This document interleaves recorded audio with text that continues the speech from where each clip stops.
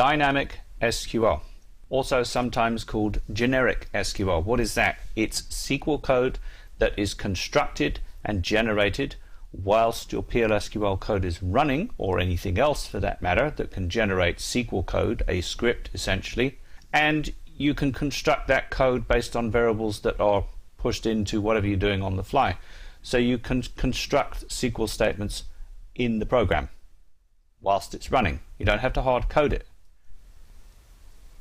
You can use it for both DML and DDL. In other words, you can run things like insert statements and select statements, but you can also run alter table commands. Obviously, you've got to be careful of that kind of thing. Be careful what you're doing. They can run both inside and outside store procedures.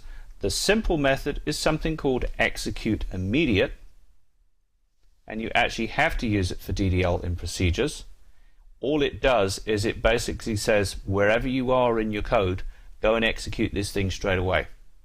Unlike, if you recall from a previous movie, I was talking about DBMS output and how the output that's put into the buffer is not actually pushed out to the SQL Plus window, the calling process, until a procedure is completed.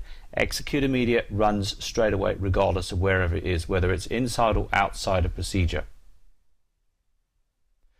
If you think about it, something like a DDL command such as an alter table command, you want that to run straight away because it actually does a commit anyway. So it's going to run immediately. You need an explicit system privilege for running the execute immediate command.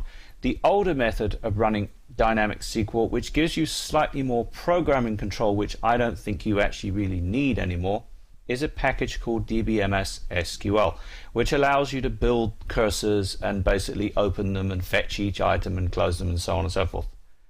Let's look at some very simple example code. And here is some example use of execute immediate. What is this doing? This is actually creating a cursor that pulls a bunch of tables from the user tables view. You're looping through the cursor implicitly, and then you're immediately executing a query within that loop that finds a count, plops it into the DBMS output, and will obviously give you a result at the end of it. So let's copy and paste this, drop this into here and run it. And my assumption is that I've turned server output on in my last example. Let's run this again. And there we have it. We have a count of all the rows and all the tables using an implicit cursor and an execute immediate inside here. In other words, when I say that this executes immediately, this will basically run all the output and stack it into a buffer, which will then execute after the end of this entire procedure has run.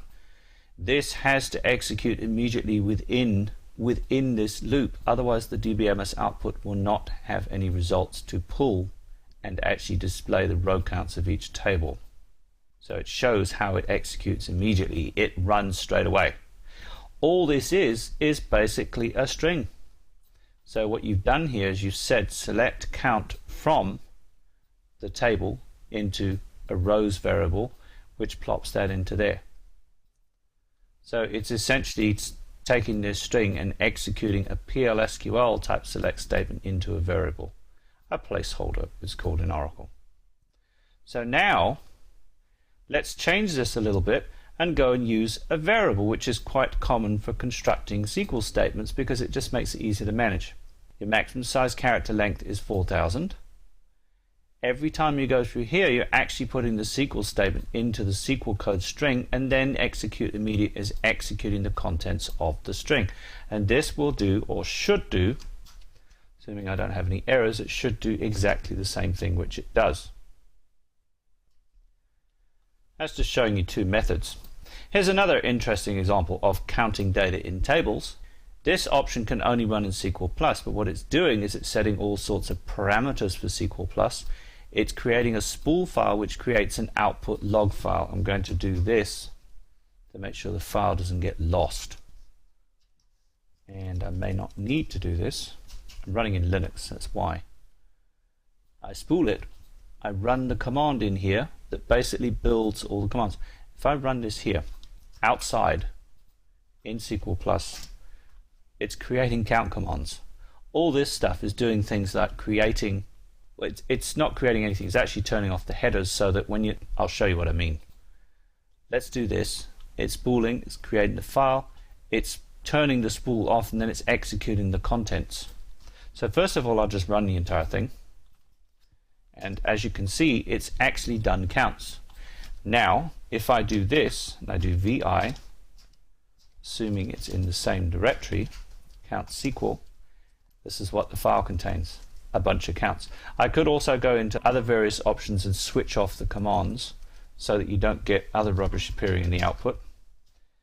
And if we look at ./count, the log file is the thing that gets created by the SQL, the count SQL thing running. This thing I just showed you with all the select count commands in it. And it basically has the same output that we had up here, which is basically output the contents of the count file from within, which is, the output has actually been generated from within SQL Plus, and SQL Plus is writing out the log file. The SQL Plus is writing out the log file to the screen as it's doing it, as it's generating it. This topic will be continued in the next movie.